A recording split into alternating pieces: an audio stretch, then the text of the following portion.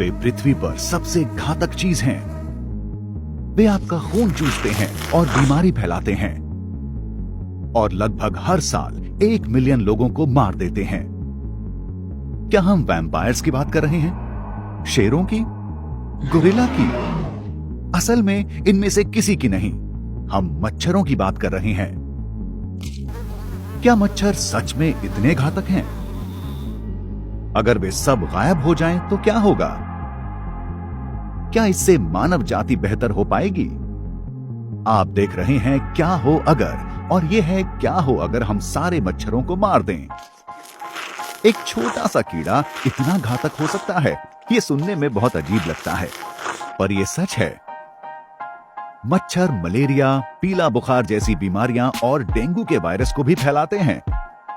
मच्छर जिन्हें कोई विशेष बीमारी है उन्हें काटकर और फिर आपको काटकर आपके शरीर में अपनी लार पहुंचाकर ऐसा करते हैं। ये लार फिर आपके खून में घुस जाती है, जिससे आप उस वायरस या बैक्टीरिया की चपेट में आ जाते हैं जो कि उस मच्छर ने उठाए हैं।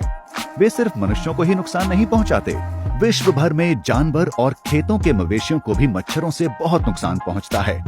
उनका एक बार काटना ही जानलेवा हो सकता है। तो हम इन कीड़ों से पीछा कैसे छुड़ाएं?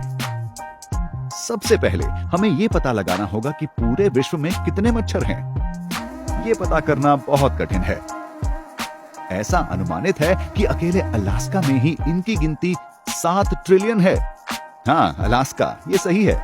ग्लोबल वार्मिंग और महासागरों का तापमान बढ़ने की वजह से मच्छर ऐसी जगहों में रह सकते हैं और विश्व भर में कई ट्रिलियन मच्छर और हैं। हम बहुत से तरीकों से उनसे अपना पीछा छुड़ा सकते हैं। चमगादड़ बिना किसी खतरे के मच्छरों को खाते हैं। वे 1 घंटे में 600 मच्छरों को खा सकते हैं। तो अगर हमारे पास काफी चमगादड़ हो तो वे प्रभावशाली तरीके से विश्व भर के मच्छरों को खत्म कर सकते हैं। पर फिर हम आसमान में इन कई बिलियन चमगादड़ों से पीछा कैसे छुड़ाएंगे? शायद ये सबसे अच्छा तरीका नहीं है। दूसरी चीज जो हमें समझने की जरूरत है वो है कि मच्छर प्रजनन कैसे करते हैं।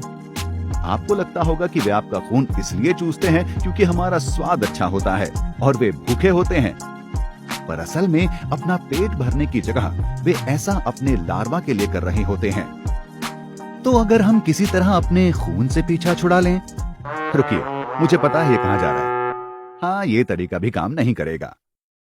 इन विकल्पों की जगह हमें शायद आनुवांशिक रूप से बदले हुए नर मच्छरों को छोड़ने की जरूरत होगी, जो काटते नहीं हैं और सिर्फ अनुपजाऊ संतान पैदा कर सकते हैं।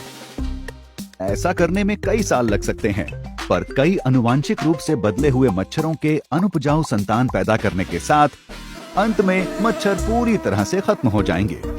तो अब जब वो चले गए हैं तो आगे क्या होगा? कई मिलियन लोग हर साल न बीमार पड़ेंगे और न मरेंगे।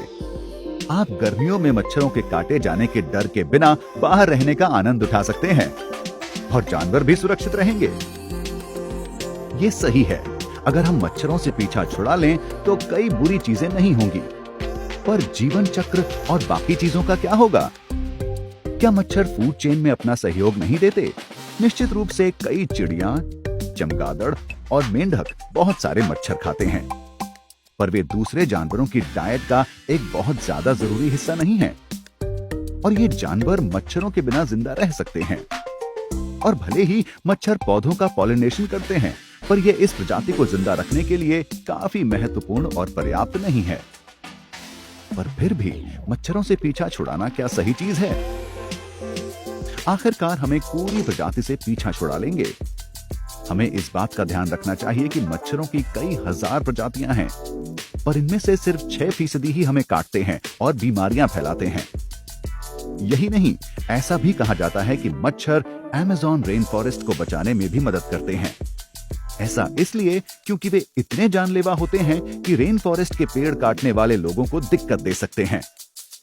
ऐसे में कई बार ये कीड़े असल में उन्हें पेड़ काटने से रोकते हैं और एक क्षण के लिए स्वाभाविक होकर देखते हैं, मानवीय जनसंख्या बहुत तेजी से बढ़ रही है। शायद मच्छर हमें इस जनसंख्या पर नियंत्रण रखने में मदद कर रहे हैं। रुकिए, ये मैं क्या बोल रहा हूं? ये वाकई में सबसे अच्छी चीज होगी। कम बीमारियां होंगी, कम लोग मरेंगे और बहुत कम नकारात्मक परिणाम होंगे। पर क्या हो अगर मच्छरों के खत्म होने की जगह पृथ्वी की आधी जनसंख्या एक क्षण में खत्म हो जाए? ये एक दूसरे क्या हो अगर की कहानी लगती है।